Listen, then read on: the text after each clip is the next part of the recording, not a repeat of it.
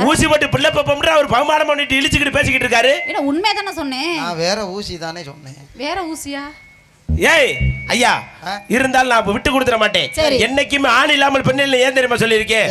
ஊசி போட்டு பிள்ளை பப்பங்க ரொம்ப பெருமையா இருக்கு. சரி அங்கதே இருக்கு ஒரே ஒரு சிக்கல். என்னது? என்ன சிக்கல் தெரியுமா? இப்ப கர்ணபிரபாகருக்கு ஒரு பிள்ளை பிறந்திருக்கு. உங்களுக்கு ஒரு பிள்ளை ஊசிக்கு பிறந்திருக்கு. ஆமாமா. ரெண்டு பேத்துக்கு பிறந்த பிள்ளை நம்ம கோயிலுக்கு. என்ன கோயில்? அதிமன்மதன் காமன் கோயில் தான் அது. சரி அப்படித்தானே? ஆமா கரெக்ட் தான். சொல்லுங்க இப்ப பூரா கிரு நிக்கிறிய கரெக்ட் லட்சார மாதிரி. ஆமாண்டி. நம்ம கோயிலுக்கு சாமி கும்பிட போகுது. சரி போய் உங்களுக்கு பிறந்த பிள்ளை யாருக்கு? கர்ணபிரபாகர் பிறந்த பிள்ளை போய் பூசாரிட்டு அர்ச்சனை தட்ட நீட்டுது. அங்க இருக்க பூசாரி எப்படி தெரியுமா அர்ச்சனை பண்ணுவாரு? எப்படி? ஓம் ஸ்கலாம் பிரஜனமன ஓம் சதுர்புச நமக ஓம் மங்களம் கிரீம் விக்னேஸ்வராய நமக. உங்க பிள்ளை பேர் என்னங்க? மகதியாள். மகதியாளாய் நமக. மகதியாள் தோப்பனா பேர் சொல்லுங்க. கர்ணபிரபாகர் நமக. கர்ணபிரபாகர் பிறந்த பிள்ளை நமக. கர்ணபிரபாகர் ஸ்வாக. அப்படி ஓதி முடிச்சிருவாரு. ஆகா.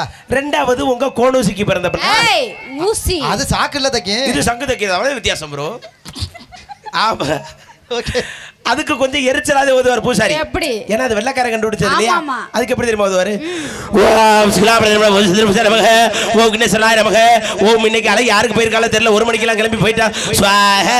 4 பொம்பளை பத்தாம 5வது பொம்பளை கேக்குறியா என்ன? உங்க பிள்ளை பேர் என்ன? தாஸ். தாஸ். ஐயோப்பா தாஸ். தாஸ் ஆய நமக. தாஸ் தோப்பனா பேர் சொல்லுங்க. தோப்பனா பேர் தாங்க ஊசி.